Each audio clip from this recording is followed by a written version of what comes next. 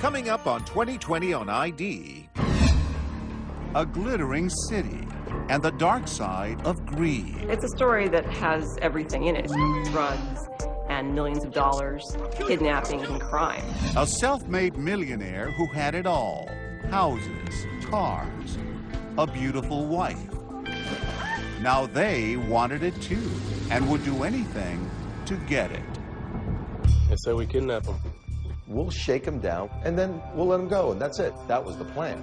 The problem is it turned into a lot more than that. Now, I got 2 bullets in this gun. They would take me to a chair, put a gun to my head, cock the hammer. And that starts the making of the perfect crime. If you don't take them off the street, they're going to do this again. Hot, violent, Look behind you, I'm coming for you. and inspired by envy and betrayal. I'm gonna get you. Revenge for real. Miami. Welcome to 2020 on ID. I'm John Quinones. Sometimes the truth really is stranger than fiction. You're about to see a true life tale of betrayal and revenge, full of so many twists and turns and life and death drama that it's hard to believe it actually happened.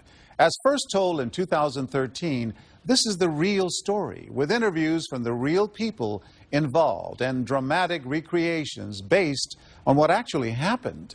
It's set in Miami, the kind of town where luxury can blur the line between fantasy and reality, and envy can turn to murder. They say living well is the best revenge, and self-made millionaire Mark Marcello Schiller was living well. I started creating businesses since I was 9, finding different ways to make money. I would stand outside of the supermarket, Wallbounds in Brooklyn, and offer to carry people's groceries home for a dime a quarter. He grew up poor, first in Argentina and then New York. Come on, you ready? But now he had a beautiful wife and 2 beautiful children. And everything he touched seemed to turn to gold. Come to daddy. Come over here. I was making a considerable amount of money, but I lived a normal life. Of course, normal is a relative term. In his safe, $14,000 in cash, $100K in his checking account. He owned a number of businesses, a successful accounting firm, My accounting practice, it was a cash cow. a nutritional supplement company. Plus, he had investments, a 34-story condominium tower, a restaurant. Oh yes, in the Cayman Islands, $500,000 in offshore accounts. And he had a friend, George Delgado. Hi, Mark. His assistant introduced them. She comes to me and she says, my husband, Jorge Delgado, he just lost his job. We're living with my parents. Could you give him a job?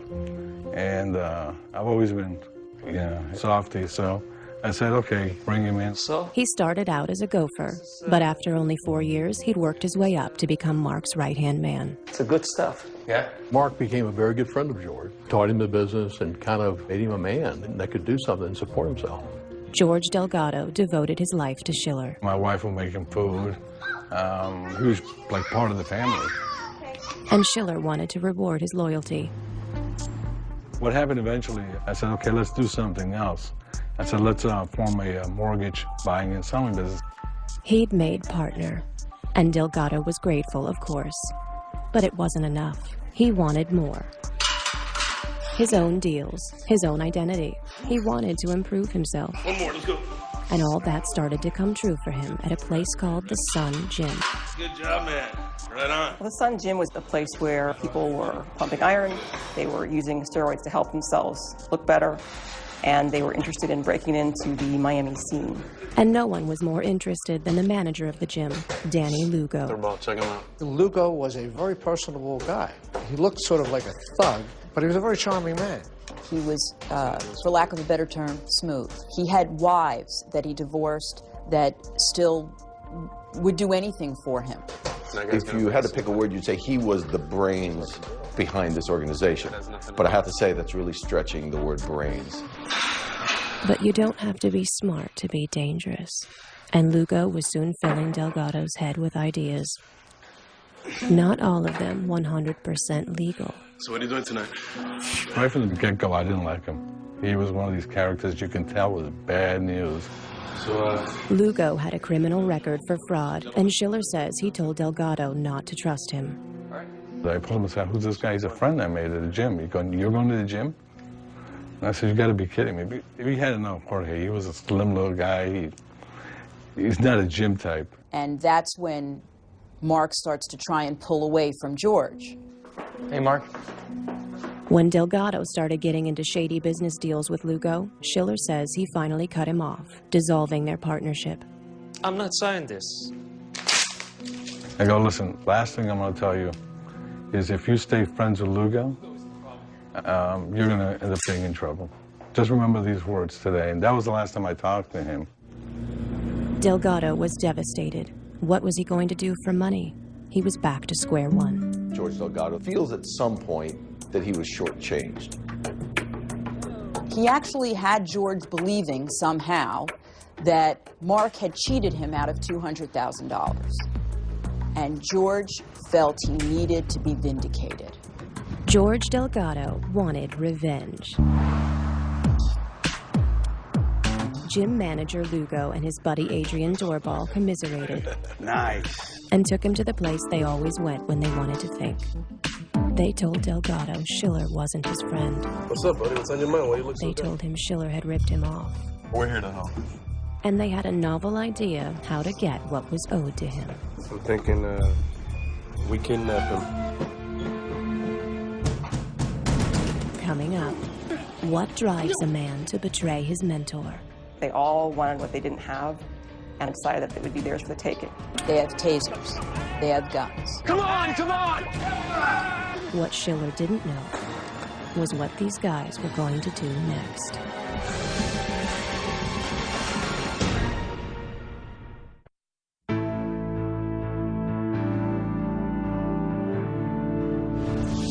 Mark Schiller was living the American dream. He started with nothing and made his fortune through hard work.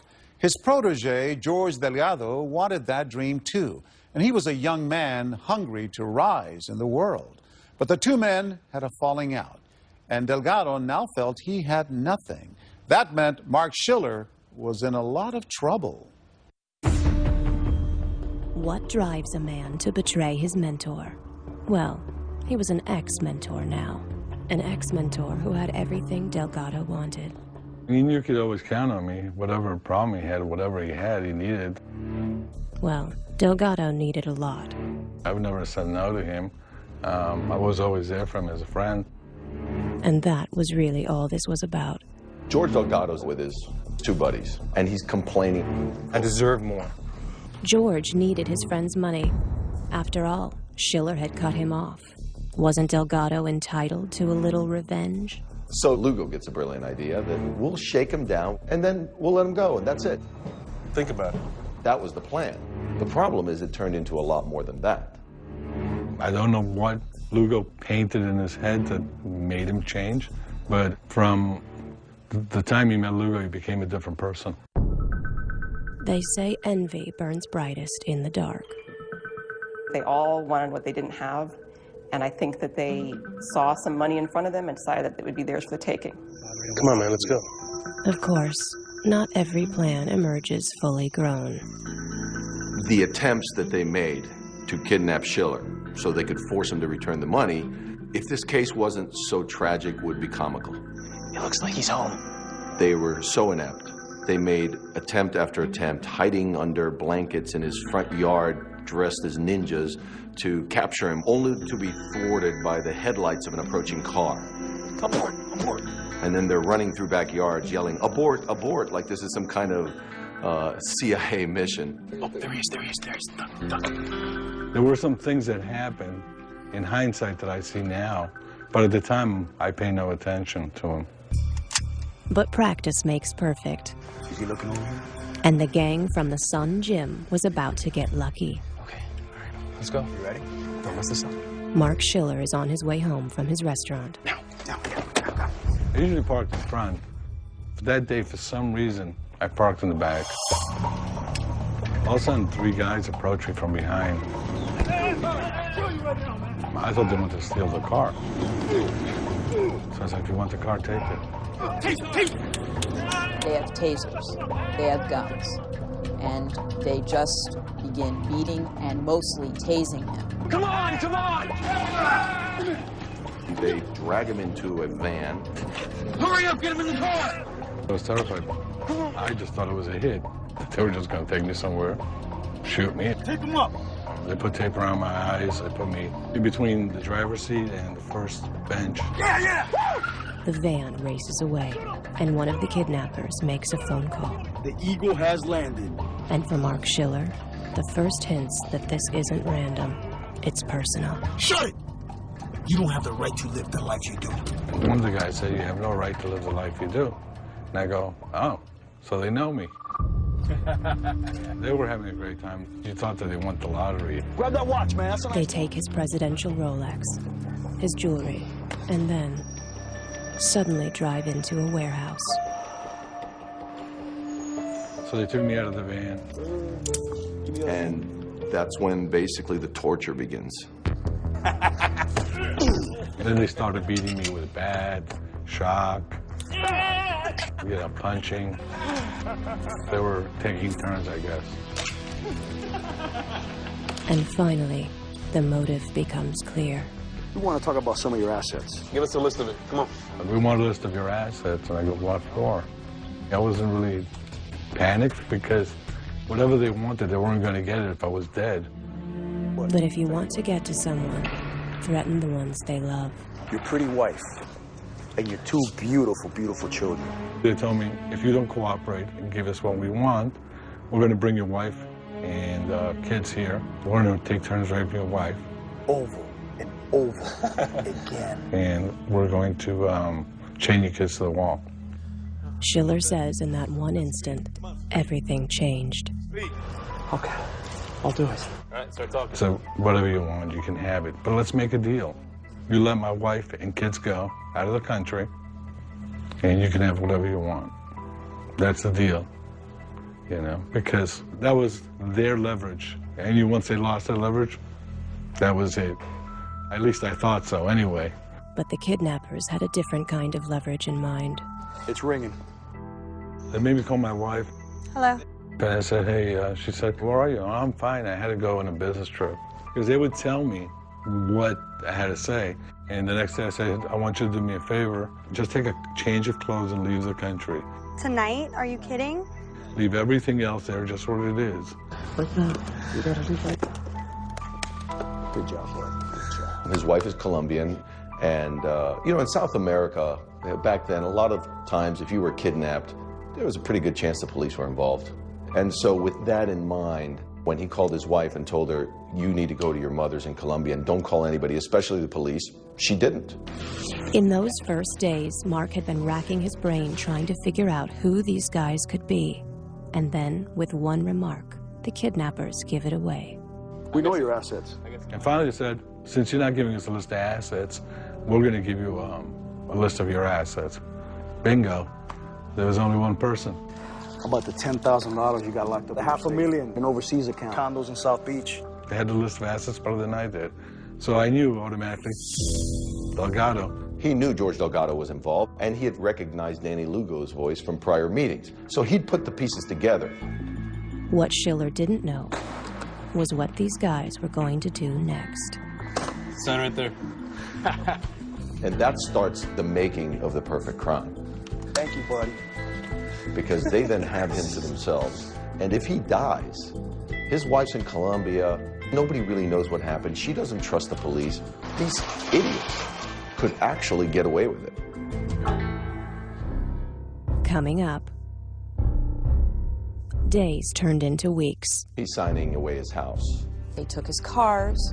condos, They started transferring his bank account money. everything that that man owned. So at this point, they have to kill him.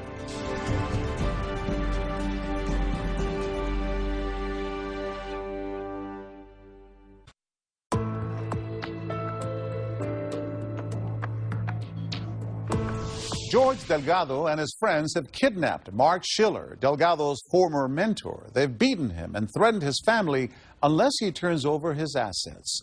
Following their instructions, Schiller has talked his wife into leaving the country with their children. As bad as all that is, the really bad part hasn't even started yet. And Schiller knows that his once good friend Delgado is one of the men responsible. What was it like for Delgado, standing in the shadows while his associates torture his friend? How he must have suffered. But there were compensations. It's huge, man. Look at this. Before Mark's wife and kids were even on the plane, they had moved into Schiller's house. They liked that house. In the mid-90s, that was an expensive house in Miami. It was in a gated community in an upscale development. The servant had become the master, and life was good. They told the neighbors that they were in the CIA. And the neighbors bought it. Back at the warehouse, they started forcing Mark to sign over his assets to them. Each of them had a role. Lugo was the leader and investment guru. With the first money they took from Schiller, he invested in IBM. Doorbal was the muscle. Delgado provided the inside information. Well, they started transferring, consolidating all my accounts. I had money in my brokerage accounts, my IRAs. My DJ and Associates, which was my accounting company. The procedure was always the same. They would take me to a chair, put a gun to my head, cock the hammer, and make me talk to the banker and tell them. And a couple of times I had problems because some of these people knew me. Hi, this is Mr. Schiller here. They knew this was normal. If he refused, the cruelest game of all. Finally, they said, we're going to play a game.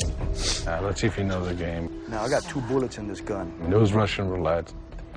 Spin the thing right next to me so I would hear it and fire it. During those weeks, they did more to him than I think people suffer as prisoners of war in horrible countries. So they pulled the trigger right. They were all started laughing hysterically, and they were all like, they couldn't stop. BAM!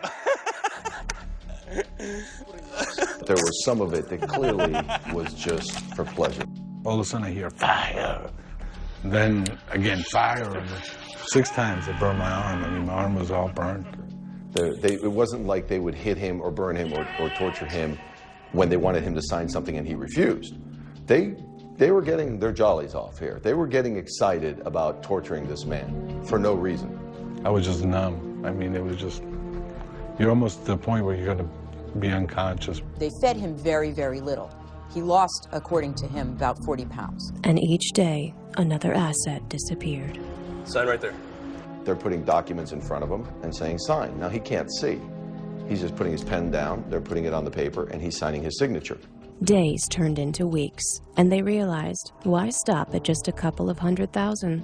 Why not take it all? His companies, his real estate investments, his offshore accounts in the Caymans. He's signing away his house. They took his cars. Condos. They started transferring his bank account money. Everything that man owned. It was actually kind of remarkable that one of the checks was signed sideways. So on some checks, his signature goes across, on some it's below the line, and on some it's actually vertical. They even started selling the furniture and paintings in the house. They took everything in the house. They took the jacuzzi, the light switch cover plates.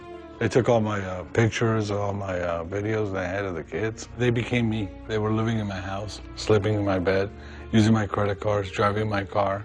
But the horrible part was that as each asset disappeared, Schiller knew he was one step closer to death. Yeah, if you lied to us, we're going to kill you.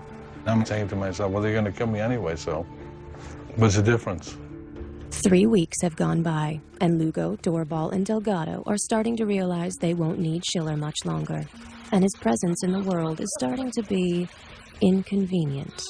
There's just one last asset. They bring me over to the table, and they go, you're signing your death sentence. I knew it was my life insurance policy. I had $2 million. They force him to sign it over to one of Lugo's loyal ex-wives. Now there's nothing left for Mark to sign away. So at this point, they have to kill him. They devised this plan.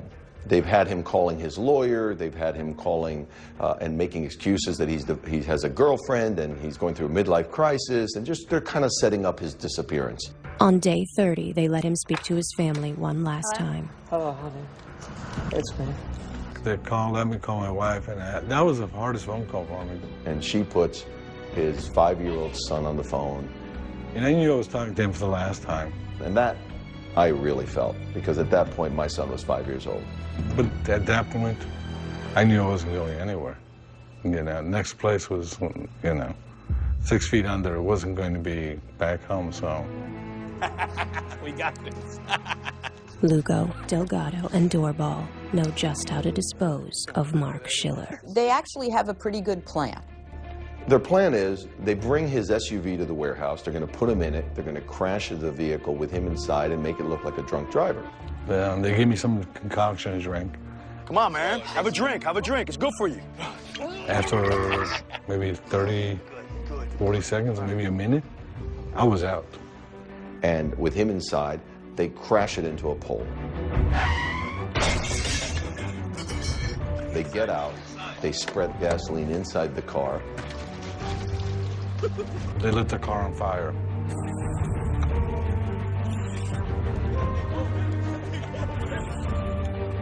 Their revenge seems complete, and now 2 million reasons to make a fast getaway.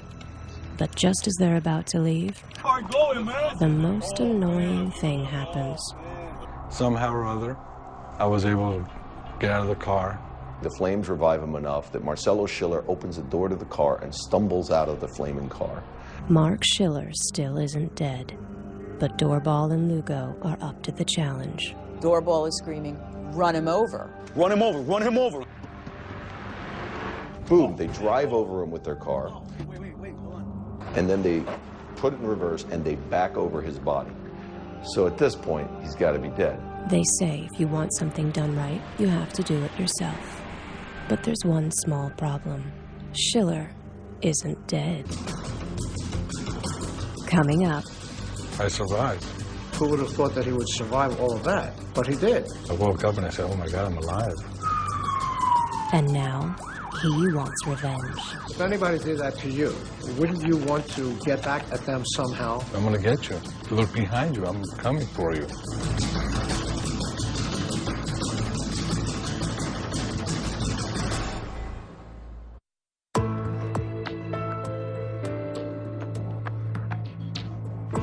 Mark Schiller wasn't supposed to be alive. A gang of 3 men, including his one-time protege and friend, George Delgado, have kidnapped and tortured him and then made him sign away all his assets. Then they put him in a car, crashed it, burnt it, and when he somehow crawled out, they ran over him twice. It should have killed him, but it didn't. They say every awakening is sweet, but some are sweeter than others. Marcelo Schiller wakes up in the ER. You know, I woke up and I said, oh my God, I'm alive. Not that everything was perfect. And the pain was just, couldn't be described, the pain I was in. His pelvis was shattered when the car ran over him. His bladder had been ruptured, and surgeons had to remove his spleen. Who would have thought that he would survive all of that? But he did. Mark Schiller calls private investigator Ed Du Bois from his hospital bed. It was hard for me to focus on this rambling, slurred speech story. Can you send me to security guards right away, please? So he calls Ed Du Bois, and Ed Du Bois says, look, if these guys really want you dead, and I put a guard at your door, they're going to kill you and my guard. And I had no idea whether the story was true or not. But if it was true, then he should leave. Leave as soon as possible. His immediate need was to survive. When Schiller's name didn't show up in the newspapers the next day, the gang realized he might not be dead. They had a living eyewitness that could put them away. So I would think that that would be the reason they'd be looking for him. And in fact, they already were. So they start calling hospitals. And Jackson Memorial Hospital says, yes, there's a Marcelo Schiller here.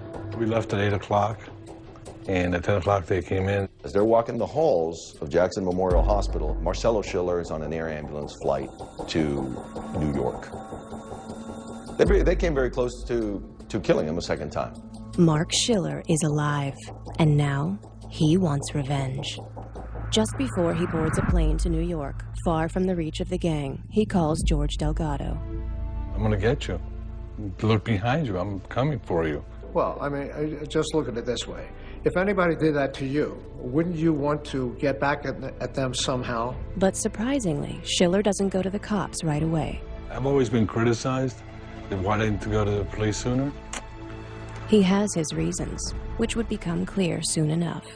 Meanwhile, he hires his own private investigator to look for evidence. The feds always say, follow the money. Okay, so that's what they did. Du Bois notices that many of the assets signed over by Schiller were actually notarized by none other than the owner of Sun Gym, John Meese. And John Meese was a guy that went to the same high school as I did. Meese tells Du Bois it's all a misunderstanding and sets up a meeting. But Lugo and Delgado are late. Being the good investigator he is, he starts going through the trash. Each one of the pieces of trash we pulled out was more dramatically involved in the case than the other. And there was photocopies of bank statements, photocopies of checks from the Sun Gym to all the bad guys, and copies of checks from Schiller's account. It was obvious to me that somebody had been in there probably the night before, the day before, going through all the evidence and throwing it away. It was really amazing. When Delgado finally arrives, he says it's all a misunderstanding. And George Delgado starts just trying to spin something, but Ed isn't going to have any of it. I said, you almost had the perfect crime here, but Mark Schiller's alive, and we're going to put your ass in jail. And he held up both of his hands. He says, there's no need for that. I said, oh, yeah, really? Why? He said, we're going to give you all the assets back. And he said, we need a contract. We need a contract signed by you and Mark Schiller that you're going to accept the $1,260,000 check from us with the agreement that you will never go to the police department and tell anybody. So I'm thinking real quickly, number one, this is an unenforceable contract. You can't ever do this. And number two, how are they going to get any lawyer to draw this up? Schiller's representatives, Du Bois, his lawyer, they go, sure, we'll enter into this agreement. The plan being, we'll get all of our clients' money back. Because if we go to the police now and have you arrested, you're going to use all that money to hire the best defense lawyers you can find. We'll never get the money back. Ed Du Bois and Mark Schiller negotiate with the bad guys for 4 months. But when it becomes clear the bad guys are just stalling, Schiller and Du Bois finally go to see Miami-Dade police detective Iris Deacon. He came on April 21st of 1995. He came with a story of tortured, kidnapping, tortured, and attempted murder. They tell her the whole tale, and she is skeptical. 4 months later, I have to question your credibility at that time. A true victim would come to the police immediately. So they're listening to a story and they just don't buy it. There were a lot of things that were suspicious, only because of the fact that he didn't come to us first. She wondered, was he hiding something? And now I know. Now I'm like really upset. These guys aren't going to believe him. But even though she isn't entirely buying it, Iris Deacon does begin looking into his story. The first day I met Mark Schiller, after the interview, I went down to his residence on Ocala Cove. I talked to one neighbor, and the neighbor told me, yes, that he knew Schiller, but had not seen him since November, and that since then, somebody else has taken over the house. I told myself, oh boy, this is good. Maybe there was something to this after all, so she began examining the paper trail. I had started to get the subpoenas for Schiller's offshore accounts. But meanwhile, the bad guys are still living large. They wanted everybody to believe they were high rollers. They were very good-looking men, and women liked them. There are toys to buy, girlfriends to impress. Party's inside. But they're already beginning to run low on funds. After all, they had that lifestyle to maintain. Now how could they possibly make more money? Du Bois warns the cops that these guys are going to do it again. I told him, I said, Iris, this is the meanest group of criminals that I have ever investigated. If you guys don't take them off the street, they're going to do this again. And she commented, I think you've been watching too much TV. Deacon remembers it differently. She asks Schiller to take a polygraph to confirm he's telling the truth. If I had access to Mark Schiller, those subjects would have been arrested. But Mark Schiller, believing the police aren't taking him seriously, skips the polygraph. I think the people that dropped the ball are Mark Schiller and Ed Du Bois. The Miami-Dade Police Department worked that investigation. What they didn't have was a willing victim. If he'd have wanted revenge, he should have come to us at first. In fact, Schiller leaves the country to rejoin his wife and kids, now living in Colombia. He's out of here. The police aren't taking him seriously, and he goes back to South America, which is a shame, because had they listened to him, the next victims might still be alive. Coming up, another day, another millionaire. Hey, who is it? Grigo, my ex-boyfriend. And she says, oh, that's my ex-boyfriend. He's very wealthy. That was their business plan. Find wealthy men, have somebody finger them, and then go out and get them.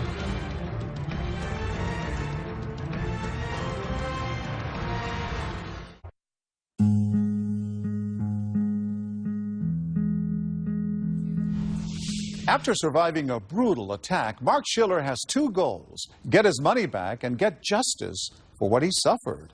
But his attempt to negotiate for his money has failed. And when he goes to the police, they aren't sure they believe him. Delgado and his crew are still on the loose, and Miami's crime rate is about to go up. The Sun Gym gang was running out of money and looking for a new target. Who owns that one, you know? They were just about to find him.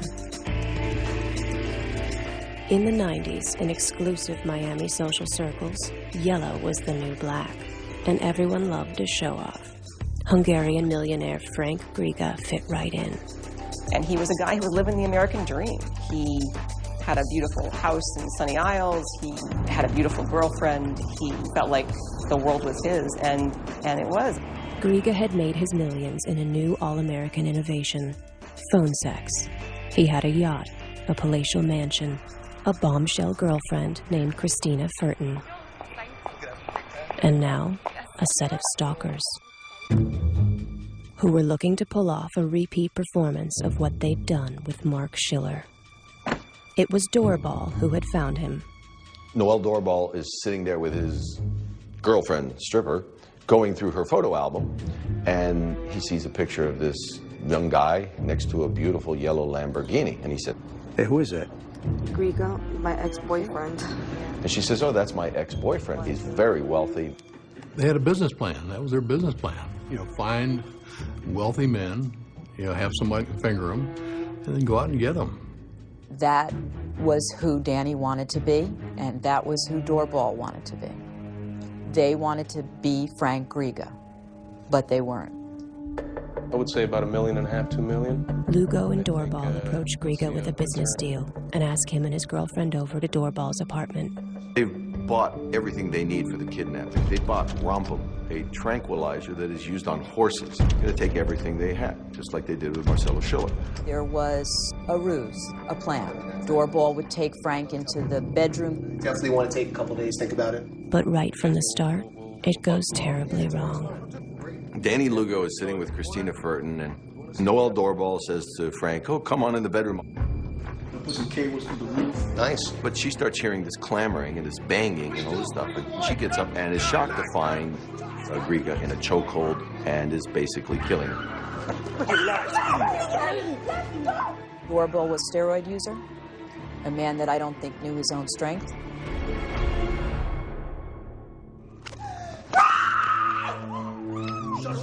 She screams and immediately injected with Rompum, and the plan is already going south. Dude, he doesn't have a pulse. What the Before they ever get a dime, Frank Griga is now dead, and they don't have a penny. Certain recriminations are voiced. Saw him, bro. He started fighting with Jeez. me. They amuse themselves until she starts coming to. They resolve that they can at least get Christina to get them into Griga's mansion. And as she comes to, she starts crying and asking to see Frank, who she saw just hours ago being murdered. And they say, we'll let you see Frank. What are the codes to the house? I don't know it. I don't know. They slap her. They ask her for the codes. But they've injected her with horse tranquilizers, so she's not the most coherent, and she's certainly not the most cooperative. But they keep pushing her, and they inject her with some more, and she rattles off some numbers, which they write down.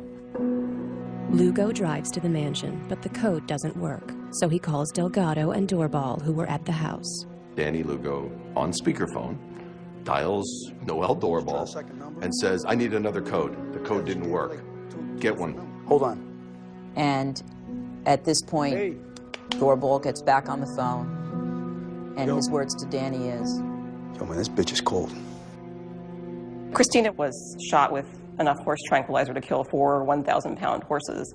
So now they've got 2 dead bodies and not a dime. So what do you do? Mr. Lugo went to Home Depot and used his own credit card to purchase power saw to dismember the bodies. And the case is particularly gruesome in that respect because the chainsaw gets caught in Christina's hair and it tangles up and it won't work. So they just throw it aside and they pull out their trusty axe. And they were put into one of those big oil drums. Then they disposed of them someplace in the Everglades. They say each man's death diminishes us. But does it diminish us less if we get to drive his Lamborghini? Meanwhile, Frank and Christina are missing, and their friends and family are frantic. They call the police. And where were they last seen? Well, they were last going to dinner with Danny Lugo and Noel Doorball. And somebody goes, what? Your life insurance policy. Weren't those the 2 guys that Schiller guy told us kidnapped them? Homicide asked me if I was investigating the Mark Schiller case, and I told them I was. And they told me there had been a kidnapping. Well, I felt terrible, of course. And all of a sudden, everything hits the fan. You know, screw them. You know, they're paid to be detectives and do the case right, and they didn't do it. I got a call from Ed. Tells me that they did it again. 29213 18th Avenue South. On June 3rd at 7 a.m., 75 police officers swooped in to arrest Doorball and Delgado and their accomplices. Do you see Delgado? Where is he? Noel Doorball, George Delgado, all in custody. As they were being arrested, was each of them already starting to think about how to save his own skin? I didn't know at that time whether any of the defendants would wind up testifying against the other defendants and cut some kind of a deal for themselves. In fact, it would be George Delgado who ultimately cuts a deal. The man that betrayed his mentor would turn on his friends. He flipped right away. We made a deal with the devil. We wanted to know the information that we couldn't know because we weren't there. Who is it going to be that's going to be the least culpable, even though they're all bad? Doorball initially admitted to the abduction, but then stopped talking. Lugo had fled to the Bahamas, but was soon apprehended as well.